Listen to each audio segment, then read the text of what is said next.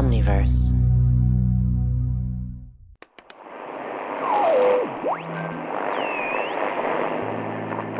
The Call of Cthulhu Mystery Program is for mature audiences only. Please listen at your own discretion. If you find our Stygian story simply scintillating, unlock further secrets at patreon.com/omniversemedia and help us fund future series via our Indiegogo campaign at cthulhumystery.com/crowdfund.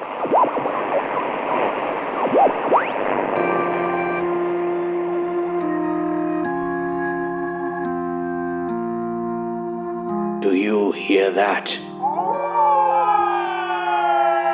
In the cruel blackness of night, an unknowable evil from beyond time cries out. What dark deeds unfold on the streets of Arkham, and which unwitting souls, innocent or impure, will succumb to the maddening call, the call of Cthulhu. Welcome to Cthulhu Cthommentary. Hi, I'm Kat. I'm the showrunner for the Call of Cthulhu Mystery Program. And with me, as always, is Keeper Luke Stram. Hey there, that's me. And sound designer, and also the voice and player of Thomas Woods Northwood, Colin C. Peterson. Hey, how are you? The C is for campfire. Now, in our last episode, we got through a part of discussing the massive first episode of Night at Howling House. There is a lot more to cover, so we're going to dive in. But before we do that, we just want to remind everybody that our crowdfunding campaign for our next season is about to wrap up. It ends on November 23rd, and we need your help, or we won't be able to make any more of this show. If you haven't had an opportunity to yet, please stop what you're doing and head to cthulhumystery.com/crowdfund. Friends, truly, if you believe in the work that's happening here at the Call of Cthulhu Mystery Program, if you believe in supporting artists and you believe in supporting independent artists and the work that they're doing and supporting their creative pursuits, this is definitely something that you should throw your hard-earned cash at, because it will ensure the continued work for the Call of Cthulhu Mystery Program. And one of the reasons why the price tag is what it is because it is the biggest of all of the seasons that have come out so far, and the work that is happening throughout all of Call of Cthulhu Mystery Program will continue into that season. You definitely want to support our work and the work of others by going to cthulhumystery.com/crowdfund. Please, donate if you can. I really want to tell stories about the Dreamlands. Come on, Dreamland Cycle. I know you want to hear it too. Now, Colin, we've been talking about a lot of different stuff, but we haven't really directly addressed your sound design, which we really need to do because, oh my God, you almost killed yourself doing the sound design. We got really excited about like, oh, it's in such close confines. And I said, what if it was like more spatial than normal? Could we do that? And much to my surprise, you said, yeah, I think so. And then, boy, howdy, did you do it. But so we're several scenes in right now. Do we want to is there anything you want to unpack here?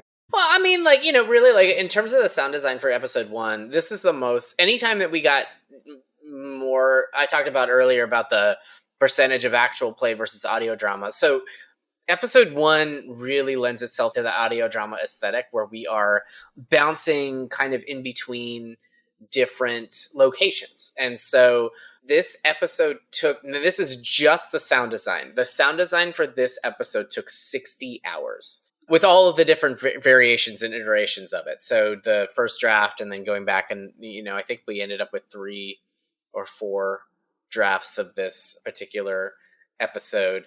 But when we're jumping in between all the different locations, we have to have a whole new sound base, a whole new ambiance, because we're stepping into a new location. Whereas once we get into the house, we are in the same general location, but we change the levels of the rain. So like if there's rain tapping on a window that's at a lower level in one room and they go into a different room, the rain tapping on the window might be a little louder, whereas something that was more present in that previous room is slightly less. But that's just me changing the level of that one particular sound. However, in this episode specifically, there was a lot of different places that required a lot of different sound. And so when we started doing spatial work with this, where we had all the different characters move and travel throughout the scenes, it caused a lot of fun, tricky necessity where, okay, well, they're traveling. Now also the things that they're carrying are traveling. Honestly, like this whole series, like this series as a whole, generally took just the audio sound design of this took infinitely longer than season 2, just because of the spatial sound. Because kind of like setting it up in this audio drama world, it's just you're going for it, and you got to keep that same level of going for it. And I'm really happy with the outcome. To like what you said about like me and my historical research, like Colin, you went all out on this. You'd spent that 60 hours in this first episode, and I was like, well, good grief, Colin, like that's, or do you still want to keep doing it? And you were like, well, I've already started it, so I might as well just keep going. And I'm like, I don't know, bud. But I mean, it sounds incredible. And so, you know, we're all in good company, people who take things way too far to make something that I like to think no one's ever heard before, you know? Like, your work paid off, and I love you, but you got to find your plateau with that. Otherwise, you're going to stop measuring in hours, and it's going to be measured in like weeks. Lifetimes. Yeah. I'm not looking forward to like finding you dead of exhaustion when trying to edit a Dreamland sequence. Yeah, and it's and the thing about this one is that between season 2 and season 3, I also found, paid for, and got a lot more sounds. So I had a lot more access to a lot more dynamics so that we could play in really different worlds and really different spaces. I honestly wish that there was a program, and maybe this exists, so tell me if it does, oh listener who has listened to this thing at this point. If there's a program that like where you can like assign an audio track to a certain character that you can then like move in 3-dimensional space, and then their audio travels with whatever that chess piece is, and you set like where the center of the audio is, and then you can move those chess pieces around, maybe in 3-dimensional actual physical space. That would be kind of amazing, because so much of this was tracking where they were moving, where they were going, why they would move. And then also, this is the first time I'd ever played with instruments. And so like there's a clothing and prop instrument as well as a shoes instrument, the Edward suite of instruments for props and clothes and shoes.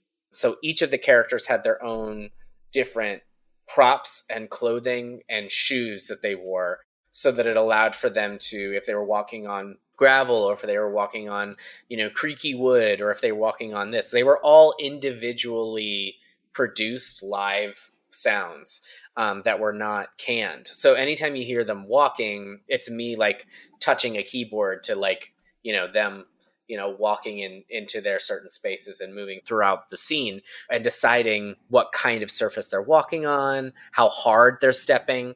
It was a fun new challenge for the footsteps. You need to be able to hear them move so that if somebody's voice is traveling, you're hearing their body move as well.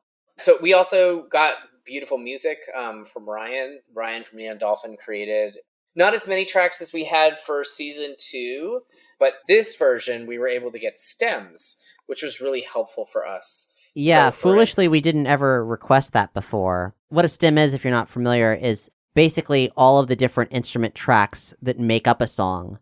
You play them all together, you get a song. Well, now we had access to both the song mixed down and each individual piece of it. Each of those individual pieces tell different parts of the story, especially in regards to our adventure theme. It started with Woods' moment on the stairs attacking Roger.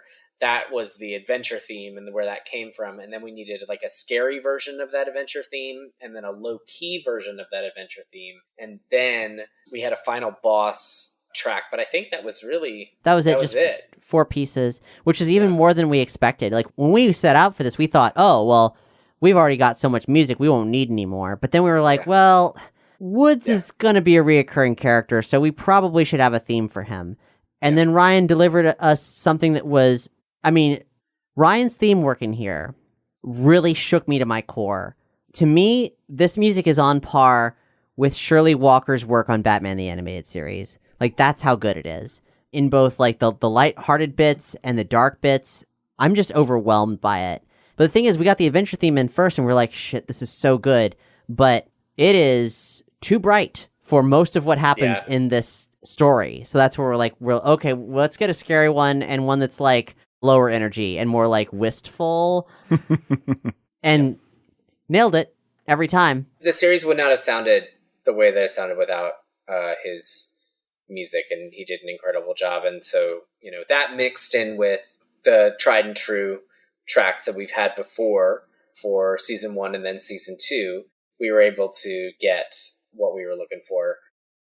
There's thousands of sounds that were used in the course of this series, individual and unique sounds, and combinations of sounds to get them to sound a certain way or to sound like something else. You'd be surprised at how many cracking, cutting, and smashing of vegetables are in this series.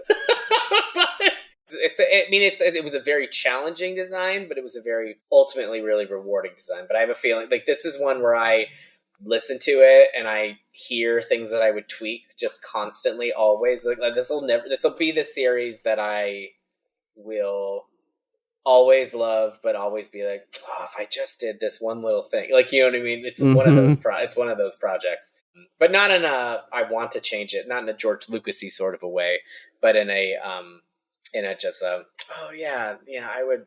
Oh, that sounds just a little too hot, or like that sort of a thing. So yeah. My favorite note that Kat sent me was that the chickens were too soft. We needed to have more present chickens in episode 1. Because the way that this works really is that Kat sends me a script, and then I sometimes follow the script and sometimes I don't. And, I mean, I'm going to be honest with you. Like, that's like, like sometimes You're I follow a creator the script. too. Yeah, and so we'll both be doing the work, and most of the time I'm following the script, and then sometimes I'm like, let me show her this just to see. Let's see. Now, over to Dirt. This is maybe the little improv segment that still has the most original takes in it. I was playing Dirt's dad, and we're just throwing verbal abuse at him and saying what happens. All right, now it's time for Dirt and Daddy. The Dirt and Daddy show. So basically, I'm gonna be like, okay, I'm done here, whatever, and then you're gonna be like, you're Dirt, get out of my sight, Dirt, and I'll be like, oh, you got stuff to do, something like that. All right, so yes, Daddy. Screen door closes behind you, and go. Boy. Okay, I'm done here, Father. May I leave now? Ha! You still here? I bet you didn't even clean out the chicken coop. I did. I cleaned out the chickens. They were horrifying, as always. You're a little coward. Yes, sir, I am a little coward. Whatever you want me to be, I will be that person, sir. You know what you are. Oh, yes.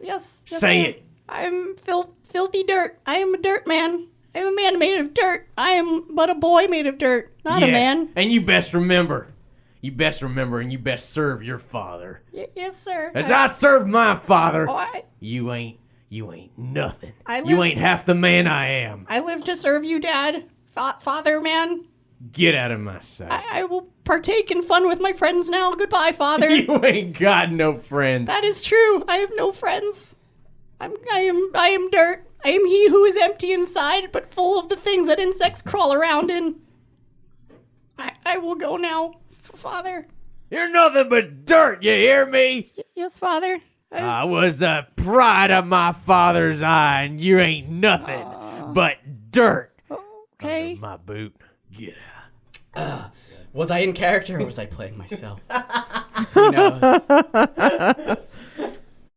The important stuff of establishing his pyromania early on, that wasn't really present yet. And later on in the game, Brandon mentioned Dirt having a dead mom, but that wasn't really a part of this yet.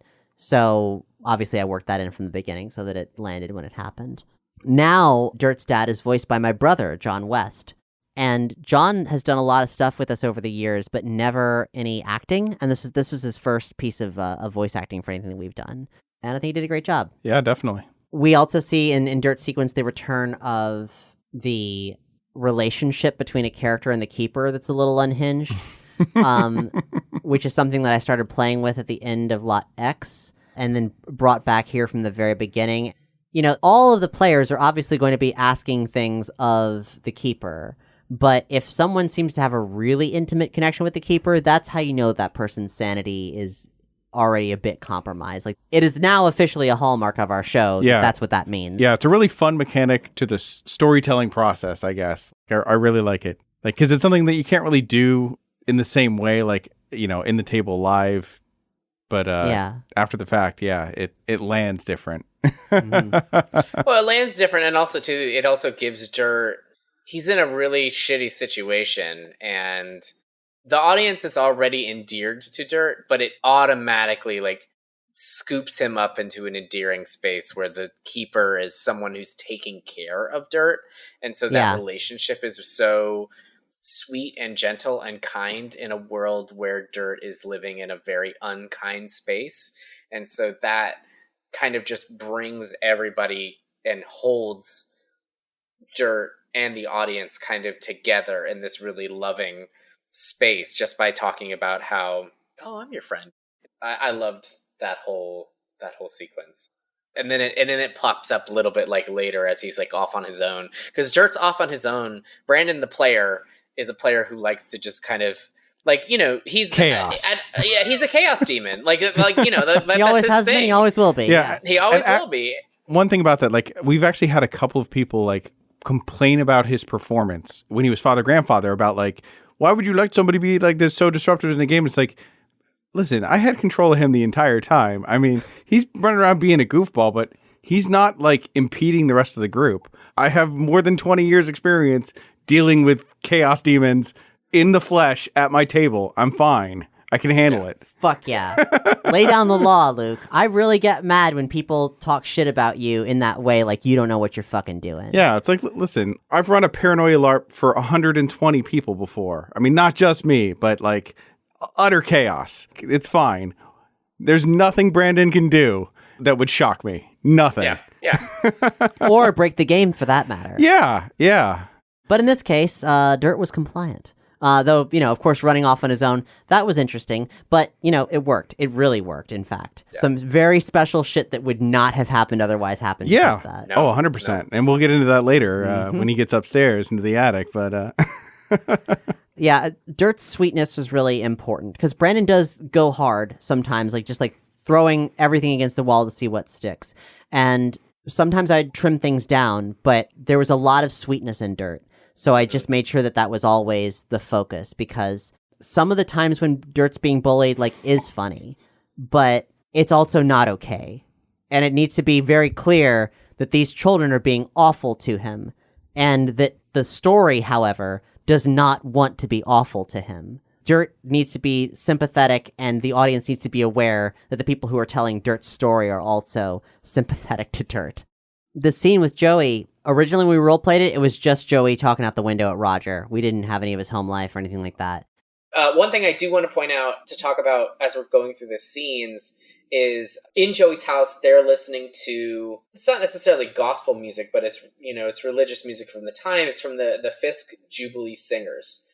And the Fisk Jubilee Singers are a Nashville group that is over 100 years old. They actually just had their anniversary.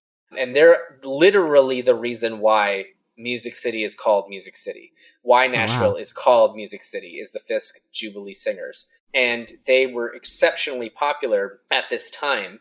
And every house, especially in the Black and African American community, was listening to the Fisk Jubilee Singers. And so Ezekiel Saw the Wheel was one of the more popular records that had been released by the Fisk Jubilee Singers, and they would 100% be what is playing.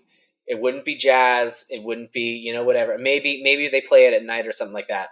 But like when Joey's mom's like, you know, getting the food ready, getting the kids together for dinner and all the different things, 100% she'd be listening to the Fisk Jubilee Singers. And I really wanted to highlight them as well, because they're such an important aspect of music, especially from Black and African American culture during that time period. So I really wanted to highlight them and celebrate them as well. So. Yeah, and that's like, I mean, this is a great moment of your sound design doing the stuff that I typically do with the writing component. I mean, like, I didn't know anything about them, and there they are making the scene richer and fuller and showcasing a noteworthy component of the history that this show takes place in the midst of. Yep. Which is really rad. When we were talking with Chris and developing the character beforehand, like, it was actually originally, it was Joey Delfano or something like that. It was like an Italian last name, and he just changed it to Joey D. I changed it to Joey Davenport in the script. And he mentioned that he was really playing off of Joey as a middle child, a kid who was forgotten. What's Joey D's home life like, Chris? Fucked up. Everybody comes from a broken home. No. But that's actually like the pre-gen character. That's like explicitly his background. I think social services get mentioned in there. It's Oh, really? yeah. Oh, that's his kid. Yeah, let's keep From it a in. boarding Let's keep it in. house. Jesus. No. But like, legitimately though, that nothing on that sheet has to dictate the way you Yeah. play your character. It's all up. Like, His name is just Joey D. Doesn't Yeah. have to- yeah. You can be whoever. Let's make him that he's from a relatively normal Yeah. household, normal enough where he gets ignored, hence the assholeism. Yeah, Okay. that's where I'm going with that. That's why I'm an asshole. Does he have like Right? a whole bunch of Me too. like siblings? He has a whole bunch of siblings or something like that. Like He's got like 2 or 3 other ones. nice. They get all the Okay. fucking Like, attention. so he's somewhere in between, somewhere in the middle. Yeah. Oh, the middle child. Jan Bradying it a little bit. Yeah. So this is the weekend before summer ends, and somehow this douchebag bully named Roger, who's a little bit older than everybody, has convinced you and these other kids to come out. What do you think has motivated Joey to come out at the behest of this douchebag? I would say that he somehow friends a little bit with Roger, but not really. Good. It's that sort of dynamic. He's a little bit younger than Roger, but he's kind of following in the footsteps of Roger. He's trying to be Roger 2 Yes. Electric Boogaloo. Oh, So with that in mind, he's trying to go that route. I think that's enough to get him to do anything. A little bit of like last trouble before the summer ends. Nice. Perfect. Yeah. I love it. And so I expanded on that and got 2 really wonderful performances.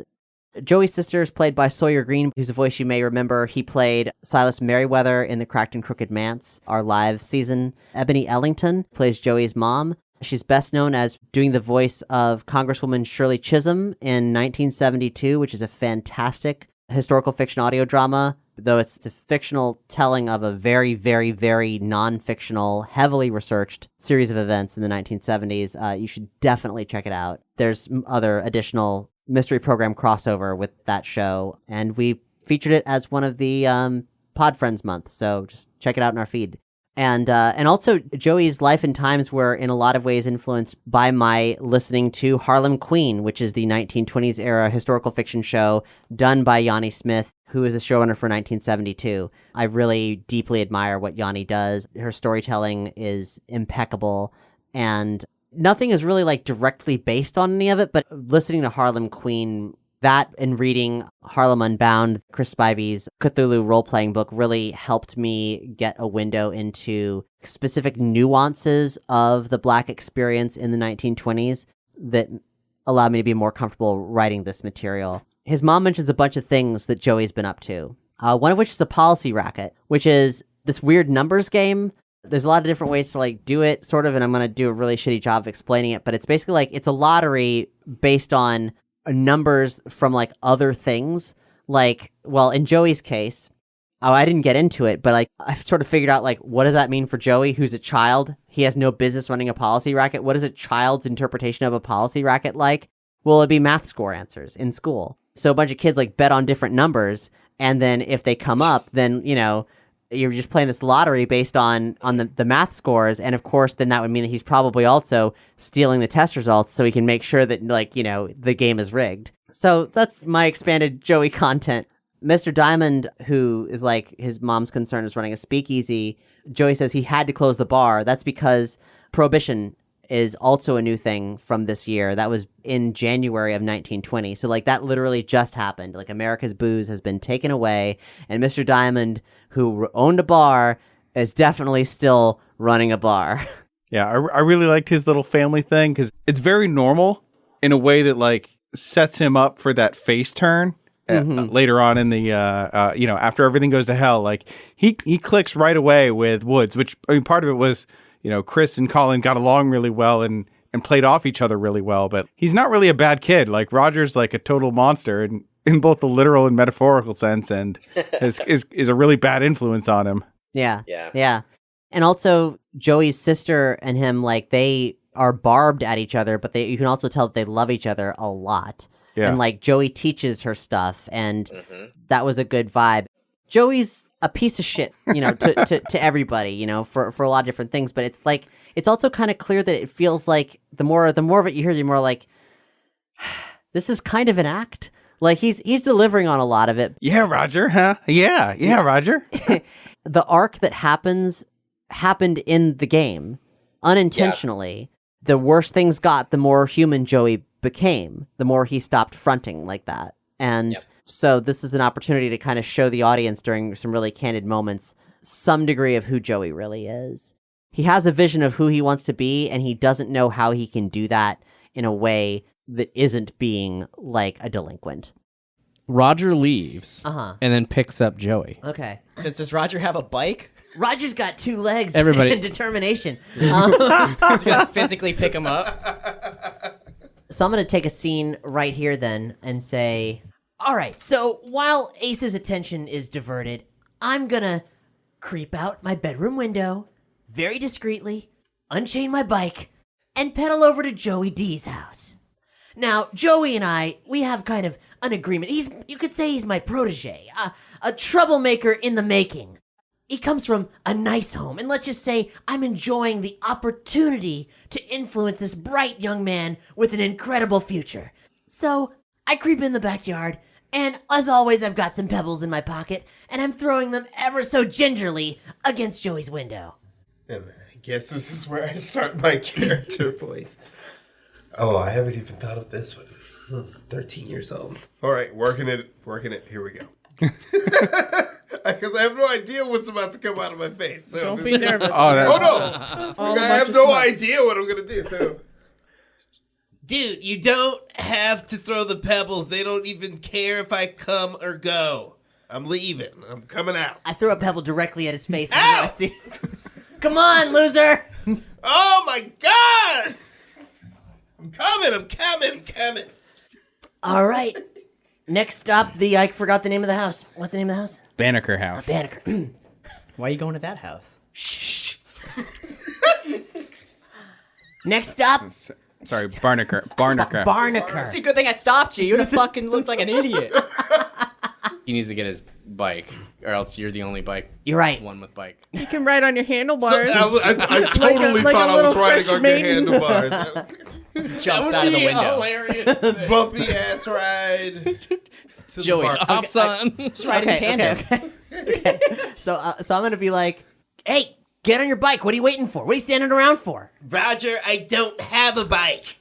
I'll just ride on the handlebars. Let's go. Come on, let's go. Fine. I'm telling you, we got this. Let's go. We don't got this, but fine, get on, but. Just pedal harder. And there's a couple other mentions during that bicycle scene from Roger to Joey that sort of hint at Roger being a skin servitor, like when he sneers that Joey, like, this ain't happening again when Joey's on there, specifically like, you are going to die tonight. And then he talks about the Feast of Torment in a way that's like, why is he saying that? That's really weird. That's a weird thing to say. Well, yeah, and Joey even comments on that. He's like, oh, that's kind of weird, man, but okay. Already ate. All right. This is also the first time that we hear thunder. It's the very first time when we hop on the bike with Roger and Joey. It's really low, but it's the very first time that we ever hear thunder. But good God, finding the right bicycle sounds, holy Christ.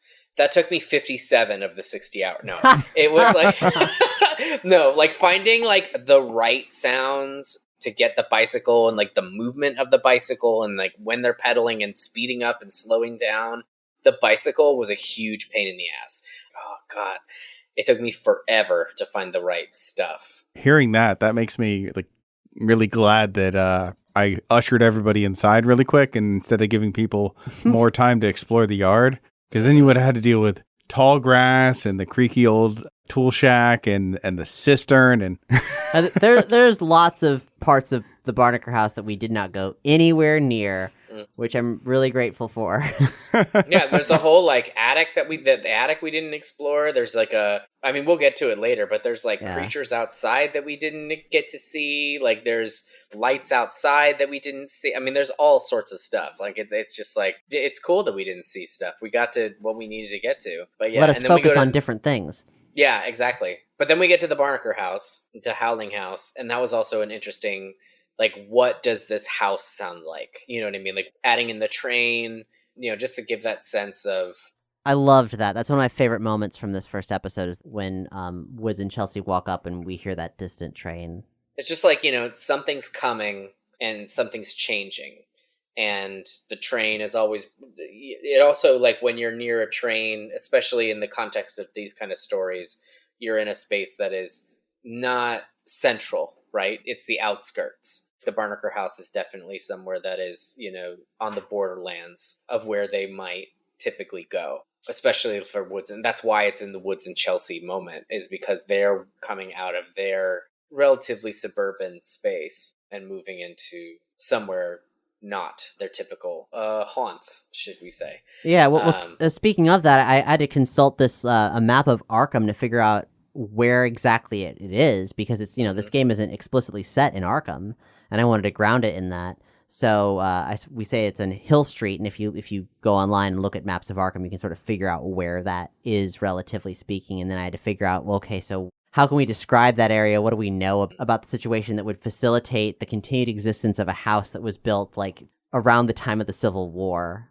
And based on that, it's a Victorian house. It's described as such in the Dare. We use that description to create the incredible art that was developed for the show. So I couldn't change it at that point, but Victorian architecture, this would have been one of the earliest Victorian houses in the United States. If the timeline's being checked, like this is very unusual for specifically when it happened. I did a little dive trying to figure out if that made sense, and then retroactively I was like, no, I can't change this. This is how it needs to be. So that's one of those white lies that can kind of slide. Yeah, and it works. Barely. There has to be like exceptions are made, and we can explain it. There's plenty of ways we can explain it. And it was built by a very forward-thinking, very spooky guy. Yeah.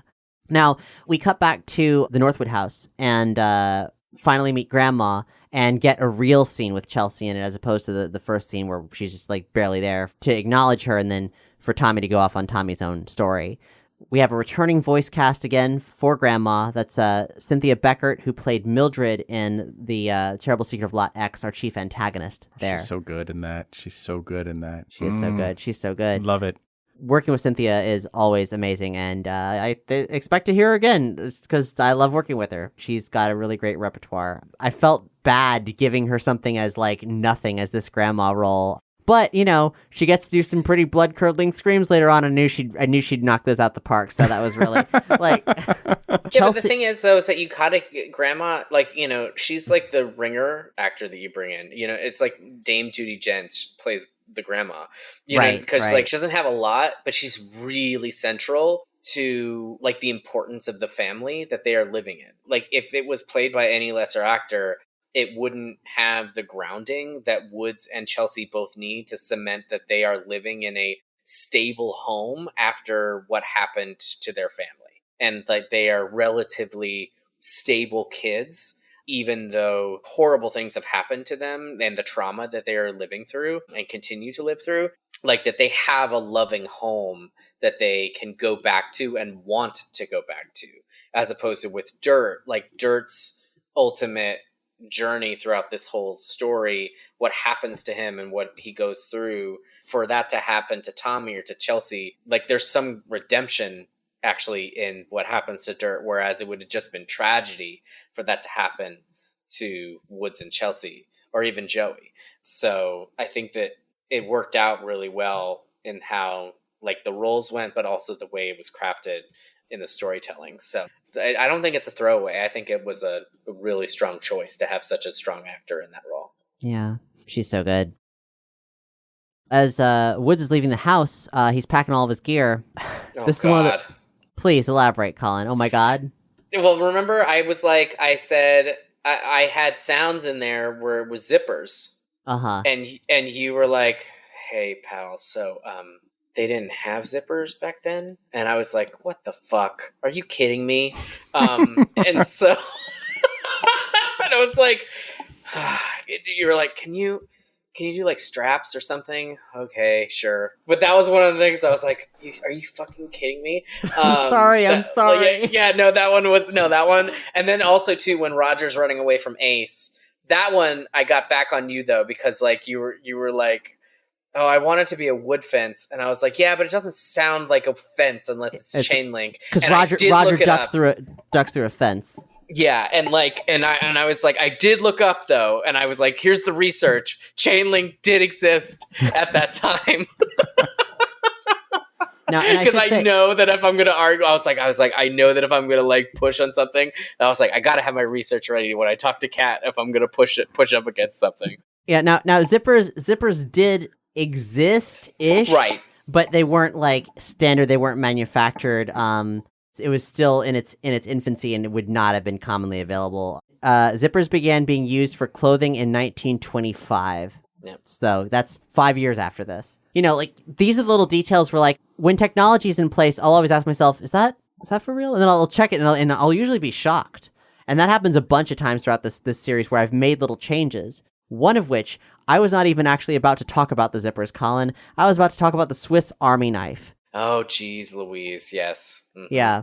Originally, and there's a bunch of great lines that have to do with Woods having a Swiss Army knife, and we cut all of them because Swiss Army knives did not exist. There was like a post-World War II thing, them being outside of, use in Switzerland and stuff like that. I forget when they were commonly available, but that would just have, no one would have had any idea what the fuck a Swiss Army knife was back then.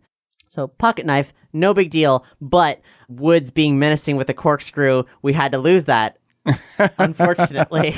Yeah, that was great. Pull out the corkscrew. Yeah, yep. So the kids, the Northwood siblings, we finally get some scenes with Chelsea, and Manda's doing such a good job of being like super cute, bringing in her own equestrian fascination from life into this character. That was 100% like channeling her horse love. Yeah, and because I loved that about her, I added even more of it into the script. But the thing about Chelsea is Chelsea's a really interesting character, and I mean, she consistently passes sanity rolls that no one else does, looks at things from this like outsider perspective. On one hand, because she's so young, but she's also really, really smart for her age. Mm-hmm. Like, she is clearly neurodivergent in some way if you just analyze like what she does and doesn't do throughout the course of this adventure. So for a lot of the times when I was writing new scenes for Chelsea, I kept that in mind. Just sort of her like different perspective on things that show that she operates differently. Like when their grandma says, you know how she is. Like, I don't know what that means explicitly, but that says a lot. Or even when Chelsea, obviously anytime we mention Dorothy, that's a new line because she didn't exist in the game. But when they're walking out, Chelsea's like, is Dorothy going to be there? Like, because Woods is fibbed that they're going out to hang out with the guys. And Woods is like, is Dorothy one of the guys? And Chelsea's like, no. Because she's like, not even really, gender's not even a thing she's really registered. Like, she didn't put all that together because Chelsea's in Chelsea's world doing Chelsea stuff with stuff that matters to Chelsea. And like, those kind of like social distinctions don't apply to Chelsea. Yeah. Another thing about Chelsea is, which also goes this gender direction, that there's nothing really to read into it here, but Chelsea at this time period is a boy's name. Interesting. Which is something that we found out, like, Manda named the character Chelsea when we were at dinner, and by the time we got into the studio to record, she realized, oh, actually that's not accurate. And then we just went for it anyway. And there were a bunch of references that we cut out where, like, Roger was making these weird comments, like, masculinizing her, and it was a whole added complexity that I felt was just going to be confusing. So we got rid of it because it's not really important. But Manda's, as far as I know, a cisgender female person. So not playing a trans character, but there's all kinds of opportunities for all kinds of gender readings in this. If you want to do it, there it is. But Chelsea is not like everybody else, and that's pretty cool. Yeah, and I think kind of like with some of the other characters, the things about her early period there where she's very like, I'm going with you and there's nothing you can do to stop me kind of thing. That kind of like carries on to the back half where, yeah, like you said, she's consistently making all of her sanity rolls. She is the cool as a cucumber, calm center of the group towards the end where everybody else is freaking out. And she's just like, we got to get out of here. And it's kind of like, I don't know, in a way, it's almost like her and Joey end up kind of like being the leaders of everything by the end. Honestly, I don't think the party would have survived had Chelsea not been there. But we can get to that on the last episode. But honestly, like, I don't think that had she not been the tag along, as her character sheet describes her as, I don't think that the party would have made it out. I don't think we would have cool potential Wood stories to tell or Joey stories to tell or something like that. I honestly, like, truly, because without her, I don't think that we would have made it. Yeah. Something we'll also talk about a lot later is the relationship between the Northwood siblings based on their parents. But, we released this series as the intensity of the COVID-19 pandemic was alleviating. But before that even happened, I'd made the decision that based on the time period for the kids to be raised by their grandmother, that the most likely reason that both their parents would be dead was, just in terms of the timeline, this is 1920. The influenza... Everybody was affected. Yeah, 1917, 18, 19.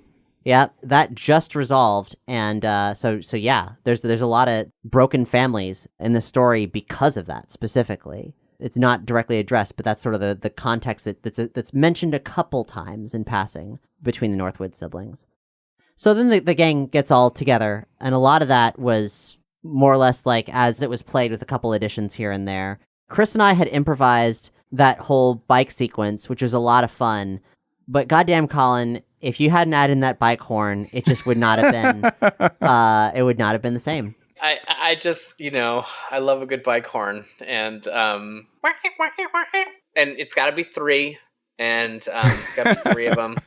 Anything that you can do to alleviate and to joke and to make fun in the context of all this, a lot of serious stuff.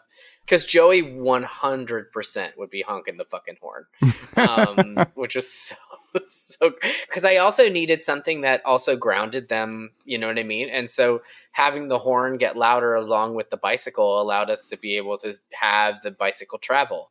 And so it was a funny thing because I thought it was just fun. And it was a practical solution as well. Now, when I put it in first, I was like, oh, is she going to make me cut the horn? I'm going to fight for the horn. But yes, did I consider researching the horn? I considered researching the horn. But you know what? I decided I do have limits, and I decided, nope, not this time. You're talking about Joey honking it because Joey's riding the handlebars. I always thought it was like Joey's ass, just like I'm bouncing on it. Yeah, amazing. Yes, I see that too. Oh god, that'd be great. Oh, that's great. Get your ass off. We've talked about how adding in Howling House, you can tell where that's been inserted here, and it's a 50-50 blend of lines that were spoken and re-recorded and everything else. I did add in a couple things. There was some extra dialogue that I needed to just kind of like smooth different pieces together. Sometimes they'll have to like add stuff just to blend different takes so it can all sound correct. But throughout this entire journey, you're going to hear a bunch of references to or slight nods to 80s Kids in Peril pop culture, which is 100% where the dare comes from, or other like nostalgic kid film things. I knew it was going to delight me greatly to hear Colin deliver a vaguely Sandlot-esque forever. Most of those references come from the actual like playing of the game, but that was just for Colin. Yeah, that's true. And I read that when I was rereading the line, like Kat didn't even need to give me any kind of direction. Like I read it. I was like, that's exactly what this is. Yeah. We hear Ryan's theme kick into high gear for the first time ever as this episode ends, and it is just mwah. I can't even express how good that makes me feel every time. Like to be able to have a piece of our work have score this good on it. It just blows, like something as good as Batman the Animated Series blows my fucking mind every time. You've seen this moment 1,000 times of Bully and Haunted House and all this stuff is really, it's a trope. But the work you've done, Colin, Ryan's sound design, everybody's performance, it's elevated. You hear this, you know the trope, but it's already like you're like, I'd like to hope that everyone's hearing it and thinking, but I have to know what happens next. This is not gonna be normal. And one last thing, as Roger is, he opens the door and he says, Viola! Instead of voila! Which I'm pretty sure, I couldn't point to the episode, but I'm pretty sure I lifted that entirely from a Roger Klotzism from an episode of Doug. I think that sounds like it. Yeah. Just Doug humor, which it turns out has like influenced me in a way that I years prior I might not have recognized, but in fact, highly influential program for me. If only there was like a Doug Twin Peaks crossover, I guess I'm the one to do it. And we close out with Apartment 54 by Tierney Tuff. Tierney's awesome. She's a Central Florida musician. I've seen her perform a number of times. We both are big fans of Gem and the Holograms and went to go see the atrocious live-action movie together in theaters. When she put out her first solo work, I was digging on it so hard and knew that I wanted to reach out to see if we could get it for the show, and knew that the only place that it could ever possibly show up, because this couldn't play anywhere else but the first episode because it would be too upbeat. It would be too cheerful. It just would not work. Yeah. So this is the only place that it fit.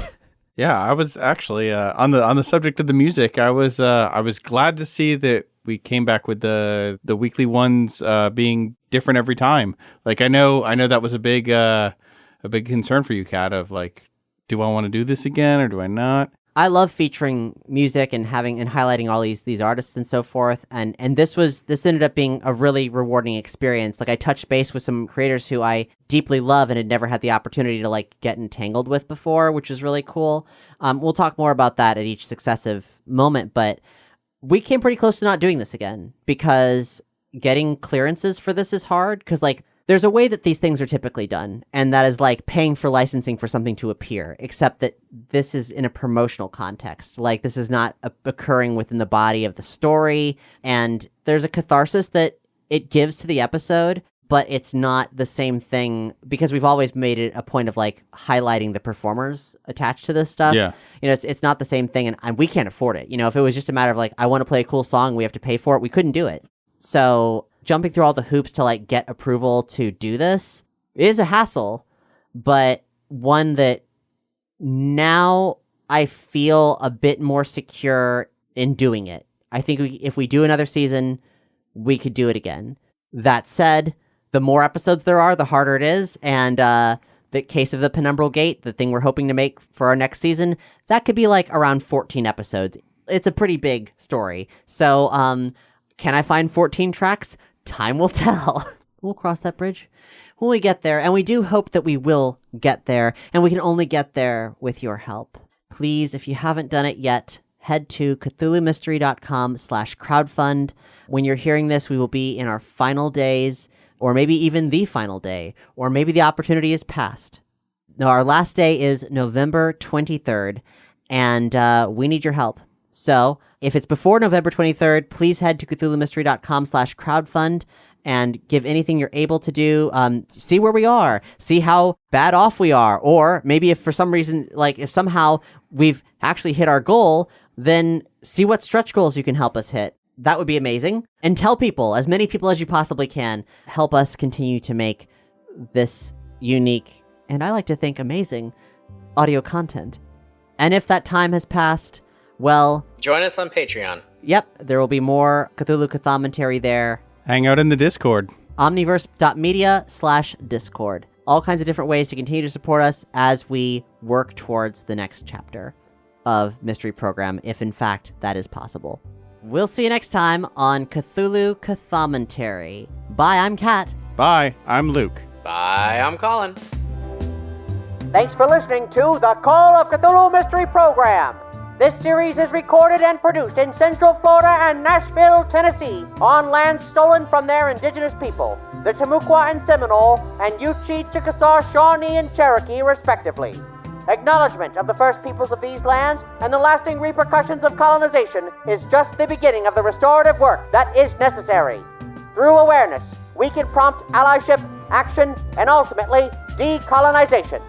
For links to aid indigenous efforts and to learn more about the First Nations of the land where you live, visit CthulhuMystery.com/landback. If you enjoy this podcast broadcast, please rate and review us on Apple Podcasts or Podchaser. And be sure to subscribe to our series via your favorite podcast player to get all the latest episodes. This podcast wouldn't be possible without the support of listeners like you and our incredible team of Patreon producers. Joe Tank Ricciardelli, Miona MK86, Sean Hutchinson, Sean T. Red, Josh King, Patrick Webster, and Chris Cohen. And our executive Patreon producers, Big Bad Shadow Man, Marcus Larson, Jamieson Malone, and Becky Scott Fairley. Join the team at patreon.com/Omniverse Media. Our original score is composed and performed by Ryan McQuinn and Mike McQuinn of Neon Dolphin. Home for all your custom music needs and more, neondolphinmusic.com. This has been the Call of Cthulhu Mystery Program. Good night.